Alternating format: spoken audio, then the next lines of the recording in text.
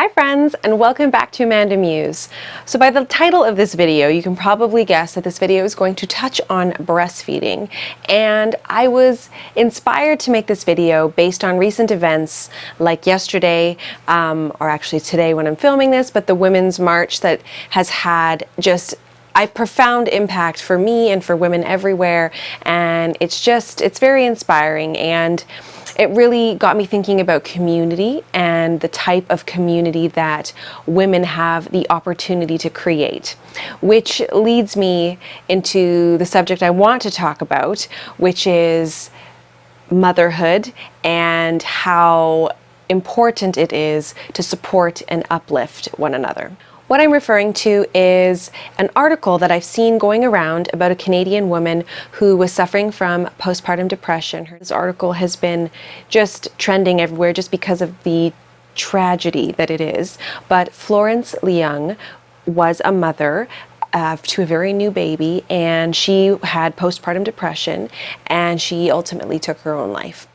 And her husband shared a note to the world, basically, a statement that just said, you know, breast is not best. And if you are suffering as a mother, and if you feel that this whole exclusively breastfed thing is not working for you, then please find a solution and find an alternative. And formula is okay because fed is best. And it just really resonated with me because I talk a lot about breastfeeding here on my channel. And a lot of you guys have breastfed your children, do have young children, maybe only breastfed for a little bit. And I think with any of these little trigger points in parenting, it's not a trigger point, but it's like the trouble with these types of things, these hot points, is that there is so much guilt and negative feelings around it if they couldn't, or there's also this negativity towards people based on their judgment of other people's decisions. Like, there's a lot of this hate happening around breastfeeding, and I just felt like I should touch on it because I have spoken a ton about breastfeeding, and that is my one-person unique experience, and I'm here to offer support to those who have breastfeeding inquiries.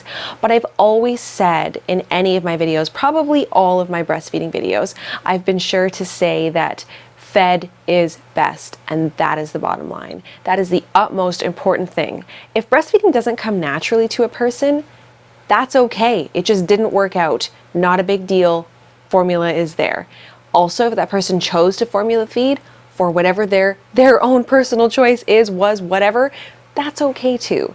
In this video, what I wanted to do was just share a little bit of my journey and also possibly shed some light on a few things that maybe you didn't know, like breastfeeding did not come easy to me, and also just really shed light on the importance of a tribe and how we can be a tribe here on YouTube and on the internet and on social media for one another. And it's just showing that more and more, especially for 2017, that women know how to support one another. And I think this myth that women don't support women, I don't know who created that. I don't know who came up with that. And maybe there are people who fall into that category, but that is not to say that that's how all women are. Women tend to be biologically, have that mothering capability. We nurture, we care for our friends, and we love them. And we want to see each other do well and succeed in all areas of life, whether that be feeding your child, working, taking on a new hobby, like all the things. I'm going to jump into some little specifics here, and then I'm also going to answer some questions from you guys that you had asked on Facebook and a few other places over the last few months. I have done several breastfeeding related videos, and I have a playlist dedicated to all of them. So if you're new or if you'd like to see what I've done before, there's going to be a link below that you can check out after you watch this video.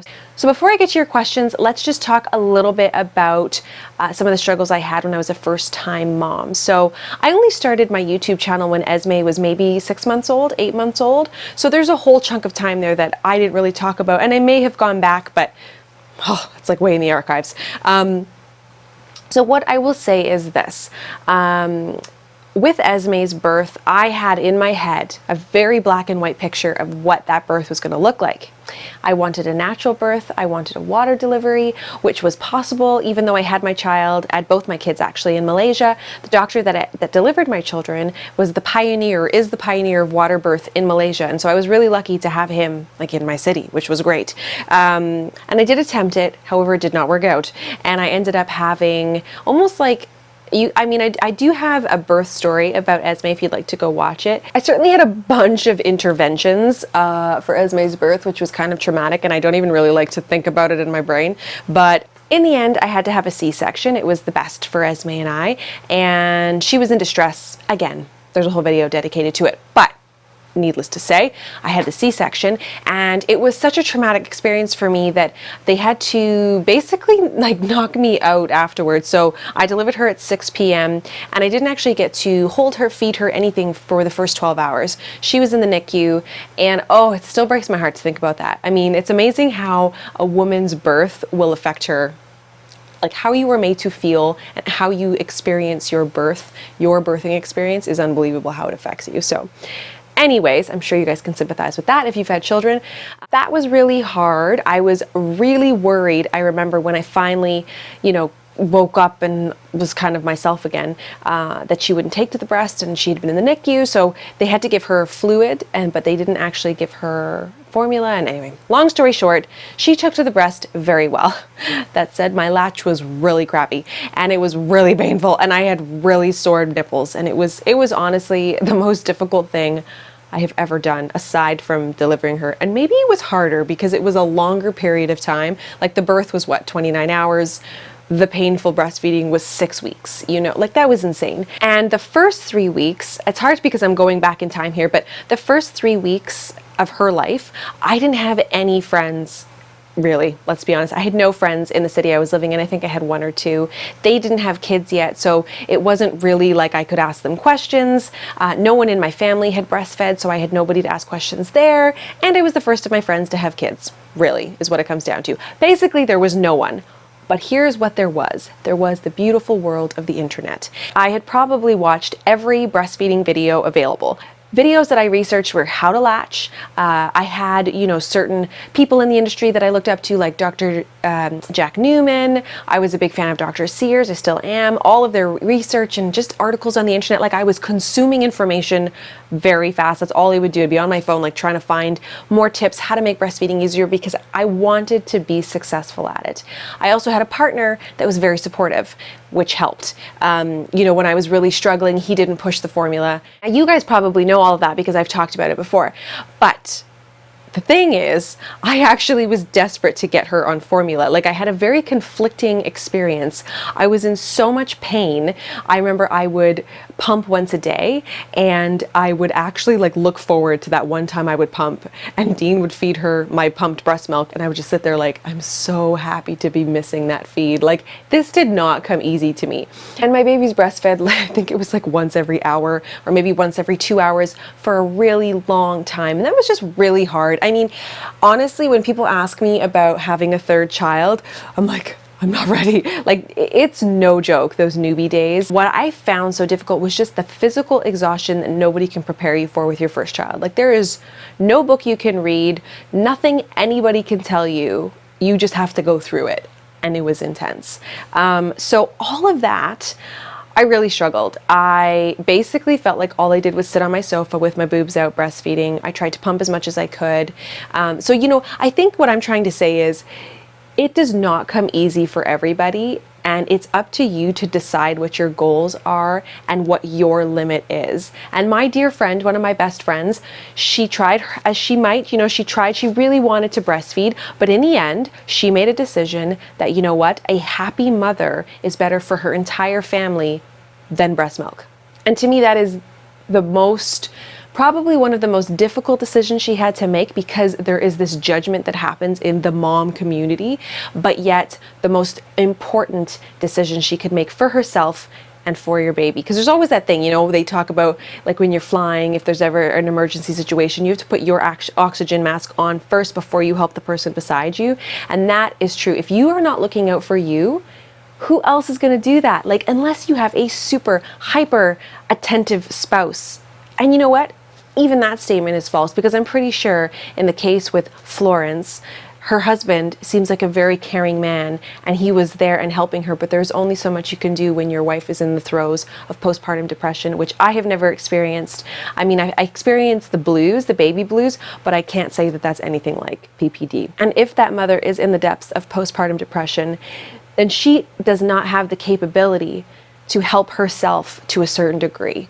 You know, that's why there's medication that they need to be on. And this video is in by no means anything like advice on postpartum depression, but I'm just saying as an outside person looking in, what it comes down to is that we as the tribe have to be supportive of the person's decision for their best interest. It just breaks my heart. It truly, like, honestly, just reading his words about his wife, it just breaks my heart, because why did she feel so much pressure? Her husband was saying in the hospital where she delivered her child, like, every poster is breast is best. Even the paperwork that she brought home said that the child should be exclusively breastfed for the first 6 months. Like, that is a lot of pressure. You know, I didn't receive paperwork like that. I didn't have a child in Canada, but you know, does the paperwork say that you have to look after yourself first? You know, that don't go down with the ship. You know what I mean? Like, where are we looking at the self-care for the mother? It's just, you know, I feel like there's a shift right now in our society, you know, with women supporting other women, and it's starting and it's brewing, and I've seen so many positive things out there. And I think we just need to be more supportive of each other regardless, right? It's like when we look at our families, are our children happy? Are their basic needs being met? Are they fed? All of those things.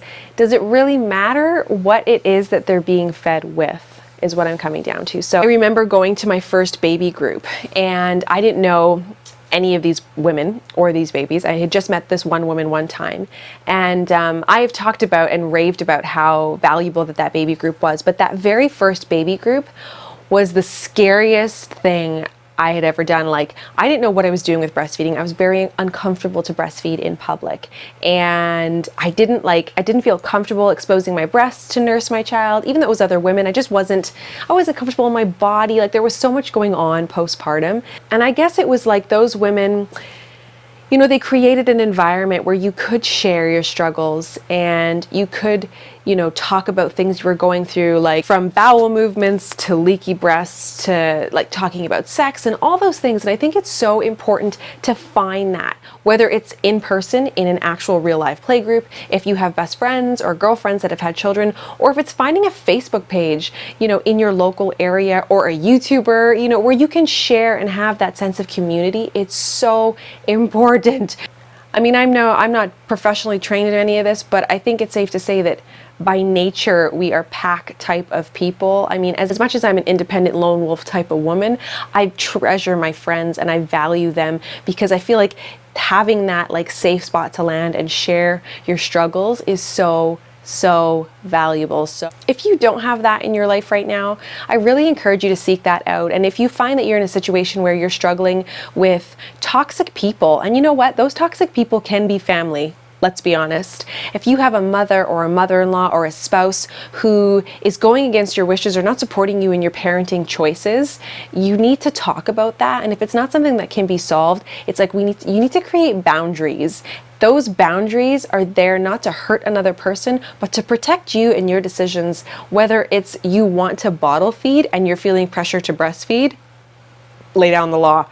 The opposite is true. Like if it's co-sleeping, if it's screen time, if it, you know, who knows what. There are so many things. Homeschooling, like all these trigger subjects. So I try to create a safe place here on AmandaMuse to just for people to share these things, and to, you know, somebody commented the other day that they thought that my comment section was the happiest place on YouTube, and that made me feel so incredibly proud and happy of what we are creating here, because, you know, that's the whole point. This motherhood thing is a journey, and it's nice to feel like you're not going at it alone. So I'm just going to jump to a few questions that I had not answered in previous breastfeeding Q&As, but I thought what could be related to this video.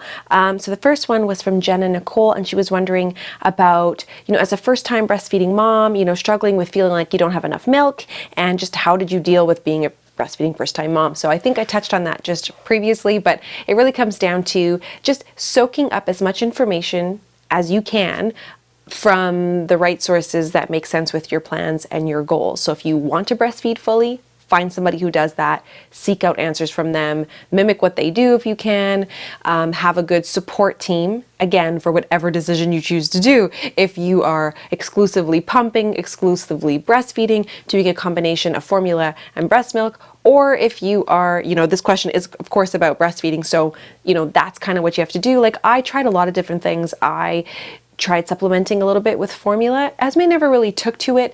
And during that time, it was like my supply was just sort of evening out. And I feel like you go through bursts, like, you know, the first 3 weeks are crazy. And then after 3 weeks, it sort of settles out. And then 6 weeks, you go through another growth spurt. And so your milk, there's like a feeding frenzy. And then, you know, 12 weeks was another one. And then, you know, by like 4 or 5 months, it balances out for a bit. And then 6 months when they start taking on food. It's just, so you go through all of these phases, and it's so important to be aware of them so you're not surprised when changes happen. But yeah, I would say seek out like-minded people for your support. And if you can, find a tribe of other women, whether it's a breastfeeding support group or a Facebook page or whatever it is, but somebody that can just be there for you when you're struggling. And then also someone you can share your wins, because it's really exciting when you finally find your groove and you're like, it's working, and you want to share it with somebody. And then talking a little bit about food and how that changes things. Danica Chamberlain was wondering, you know, when I introduced solid foods, how did that affect my breastfeeding relationship? It was kind of a learning curve, and we had to figure out how to do things. But my plan was always to get to 1 year, if I could, breastfeeding. And I knew that we would introduce foods. With Esme, we introduced them too early. You know, it was too early for her. We ended up having problems with her going to the bathroom and constipation and stuff. And I think we started food around 4 to 6 months. And to be honest, that was because I felt pressured from outside sources that she needed to be on foods. She didn't. She would have been fine. So with Jack, we didn't really push food at all. And he probably didn't really take to solid foods until he was about 8 months old. So it's interesting when you go from your first to your second child, and I'm sure subsequent children, how you handle different situations. But back to the food, we really just, it was hit and miss. You know, I would try introducing 1 meal a day and try that for a few days. And then we would try another meal. And a meal is like a couple spoonfuls of a mushed up avocado, or, you know, blueberries, or whatever it was. You know, I with Jack, I skipped all of the grains and the wheat and all that. It was just, there was no need. And again, I was really worried about constipation, so I didn't want to go down that road again like I had done with Esme. But basically, I just fed on demand throughout all of my breastfeeding experiences, pretty much. I mean, I've tried a few things, but with Jack, my most recent experience with Jack was that it was on demand the whole time. And, you know, he would have a meal and then breastfeed shortly after. And then he would breastfeed to sleep. Like, really, it didn't feel like much changed. It was just that I had confidence in knowing that if he didn't eat enough food, he would just breastfeed later. And I felt like it balanced out for his nutritional, intake. And I just felt a lot more relaxed with Jack's experience than Esme's, just because I felt like I knew myself better. I had already raised one child and she was thriving, and I felt like I could probably do that again, and I could just follow my gut. So again, you know, do what works for you. As long as your child is healthy and being fed and you're feeling confident that they're thriving and, you know, their doctor thinks they're thriving, then just do you. Elizabeth Bustamante had mentioned that she had experienced some struggles with breastfeeding and had weaned pretty early on, but that dip in emotions that you experience, she feels like she never quite recovered from it. You know, parenting is hard enough. You've got sleep deprivation, your time is not your own, you are running after tiny humans who are very demanding, and you're probably also running a household and have a spouse, and sometimes you're working outside of the home. Like, there's so many variables, and it can be such a struggle. So to add in now your emotional state and your health, I would encourage you to talk to a doctor because there could be a hormonal imbalance that maybe your body is not quite able to fix on its own, and there is no harm or shame in needing a supplement or something to balance yourself out, a chemical supplement. You know, you need to be in your best form to be able to care for your family and whatever that takes. So I really encourage you, or anyone experiencing that, to go and talk to someone about it and to not put yourself last. You know, I think that's a common theme among moms, is that we're so busy caring for everybody else that we're like, oh, we're too tired, or we'll eat the burnt toast. Screw that noise.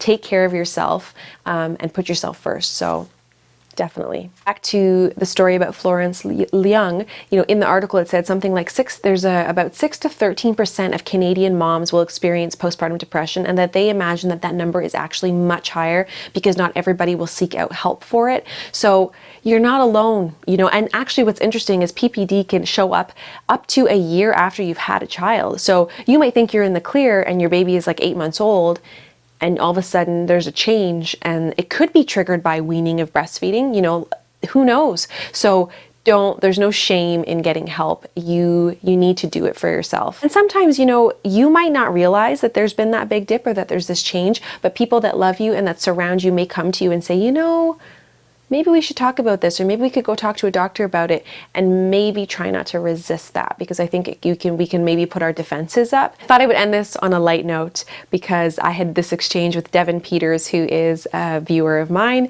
and she had commented once that she really misses her boobs. Girl, I feel you. There is a lot of talk about what breastfeeding does to your breasts, and of course it's going to change them. I mean, for goodness sake. But actually, I read that sometimes it's not even the breastfeeding, it's actually the pregnancy that changes your breasts, because the change of the volume of the size and all of that, bound to happen.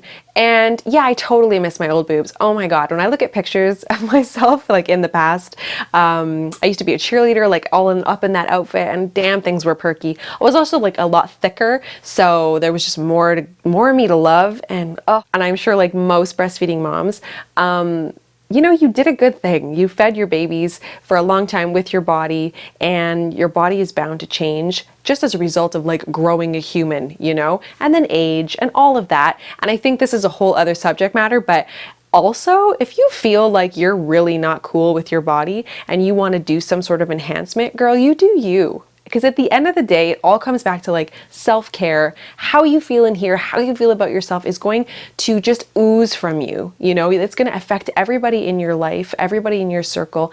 And if you're feeling miserable in some area of your life and you feel like it's holding you back, make those changes, whatever that is. If you want to take on exercise, if you want to do some sort of cosmetic enhancement, like, do you. And it's hard because we feel like so much pressure from society and this judgment and all of that. But you know what?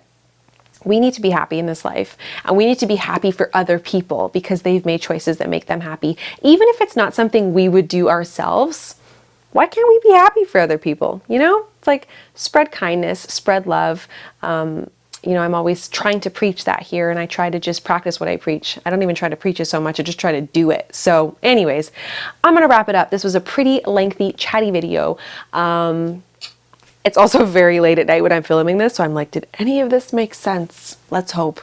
All right, guys, thank you so much for watching. If you enjoyed this video, please give it a thumbs up. If you're new, hit that subscribe button. I am putting out videos every Wednesday and Sunday here on YouTube around 2 o'clock. And then I also have a Facebook show on Tuesdays called Sit Down Mom, where I sit down with a guest host and we talk about all things motherhood, womanhood, and life. It's a live show, so your questions are answered like right now. So I would love it if you could go over there and like my page and then be there for, the live show. This live show is mostly on Tuesdays, but I am a one-man show, so sometimes it might show up on a Wednesday or whatever, but I'll always let you guys know. Guys, that's a scoop. I'll see you in my next video. Bye.